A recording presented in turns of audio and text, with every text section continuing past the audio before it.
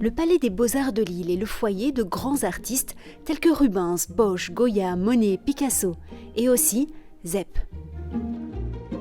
Parmi les peintures et les sculptures de ces figures sacrées, s'est glissé l'auteur du jeune héros à la mèche blonde, nommé Titeuf. Le dessinateur né en Suisse et répondant selon ses papiers d'identité au nom de Philippe Chapuis a envahi les murs et même les œuvres du musée de Lille de ses dessins et peintures. Cet événement n'a pas eu lieu par hasard ou par négligence du service de sécurité de l'institution, mais dans le cadre de la 3e édition de l'Open Museum, une initiative qui donne la possibilité à des créateurs de disciplines diverses d'intervenir en totale liberté dans les différents espaces du musée. C'est assez impressionnant de se retrouver dans un lieu comme ça. En même temps, je viens ici comme un dessinateur qui vient faire des commentaires. Et je suis de passage. Ce sont des dessins qui apparaissent, qui disparaissent, donc c'est pas comme si j'étais exposé.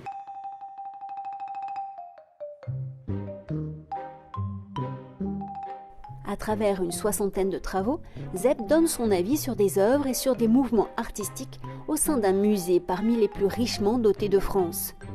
Et même si Zepp n'ose pas la comparaison avec les grands maîtres, l'artiste trouve néanmoins des relations entre leur travail et sa propre démarche créative.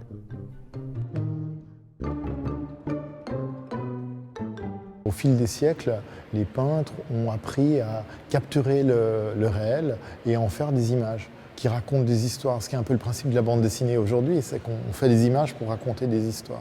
Et en tant que dessinateur humoristique, ce qui m'intéresse, c'est de raconter ce qu'ils ont fait, mais effectivement tout ce qui n'a pas marché, tout ce qui a été un peu catastrophique dans leur vie de peintre, ce qui était leur galère de l'époque, les commandes, les contraintes, les problèmes avec la censure, avec ce qui était interdit, et tout ce qui est assez drôle en fait dans cette histoire de l'art. La direction du Palais des Beaux-Arts de Lille laisse une totale liberté aux artistes qu'elle invite. Si on invite Zepp, il faut laisser une carte blanche à Zepp avec son humour, parfois potache, parfois provocateur.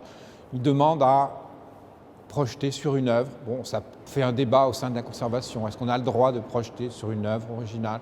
Voilà. Mais moi, je considère que si on invite un auteur de ce type, il faut le laisser aller jusqu'au bout. Et donc la proposition est forte. Certains pourront la juger provocatrice, d'autres au contraire enthousiasmantes. Mais je pense qu'il faut aller jusqu'au bout.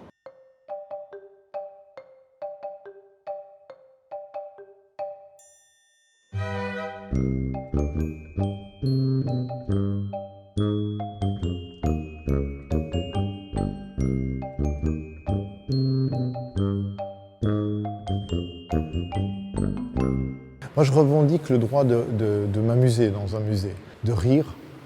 Je trouve qu'on est face à des œuvres qui sont impressionnantes, mais en même temps, ces œuvres impressionnantes, elles ont aussi parfois un petit détail, un truc qui va nous interpeller, qui peut être marrant. La tête d'un personnage, pourquoi telle pose, pourquoi ce côté des fois tellement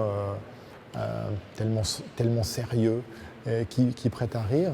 Et puis, j'ai envie d'amener le geste aussi, le fait qu'on voit un dessin se faire sur les murs, parce que là, on est face à des œuvres qui sont terminées et on n'a plus le geste. Moi, j'adorerais voir Rubens en train de peindre, mais c'est pas possible. Donc, il faudra se contenter de voir Zepp en train de dessiner, et c'est une manière de montrer que voilà, on aime tous dessiner. C'est quelque chose, c'est un plaisir enfantin, et d'arriver à attraper quelque chose et de le restituer dans un dessin.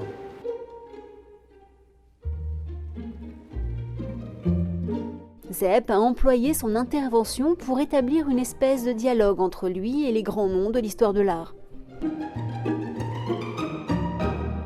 On est là, on dit des bêtises et en même temps on écoute ce que nous disent les tableaux de cette époque et on essaye d'en comprendre le pourquoi, et quand on les observe en tant que dessinateur, on comprend aussi comment ça a été fabriqué et tout le savoir-faire qu'avaient ces gens-là qui a été un peu perdu aussi avec le temps.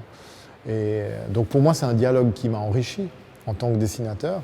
Et puis Et puis c'est aussi, voilà, c'est aussi une manière de rendre vivants ces gens-là, parce que c'est continuer à raconter un truc sur eux, même si on ne sait pas si c'est la réalité, mais de les dessiner, de les mettre en scène face à leurs modèles, face à leurs commanditaires, face à leur époque.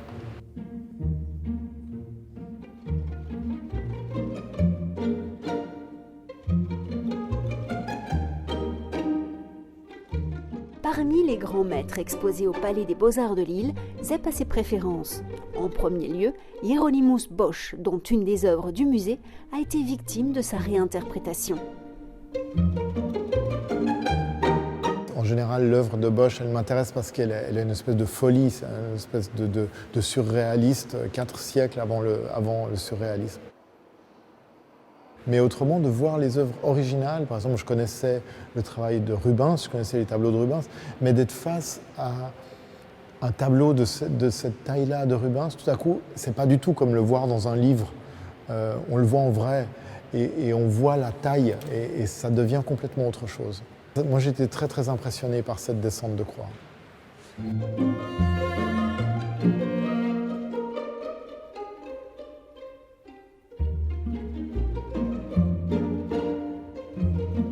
Le concept de l'Open Museum cherche à élargir le public qui fréquente l'institution et pourquoi pas de le familiariser avec une matière qui peut s'avérer déroutante, l'histoire de l'art. Les musées sont intimidants et Zep nous permet, avec ce ton décalé, de mieux comprendre les grands mouvements de l'histoire de l'art et ne pas se sentir intimidé parce qu'on ne sait pas, parce qu'on ne connaît pas cette histoire de l'art un peu savante. Voilà. Et donc c'est vrai que l'humour de Zep nous rend plus accessible, voilà, le musée. Quand j'étais enfant, moi, j'aimais pas les musées. Je trouvais ça même pas sérieux, mais je trouvais ça morbide. Je trouve qu'il y avait, pour moi, ça symbolisait, c'était comme un cimetière. Voilà, il n'y avait que des gens qui étaient morts, peints par des gens qui étaient morts, et souvent ils peignaient la mort. Donc je me disais, mais c'était affreux. J'étais terrorisé dans ces musées. Et aujourd'hui, je ne vois plus ça. Quand je vais au musée, au contraire, je vois l'énergie qu'ont mis ces gens, le talent qu'ils ont mis pour essayer de garder vivant des choses, pour qu'on puisse voir des années, des siècles après ces choses vivantes. Mais moi, ma manière, c'est de le faire à travers l'humour. Donc j'utilise ça.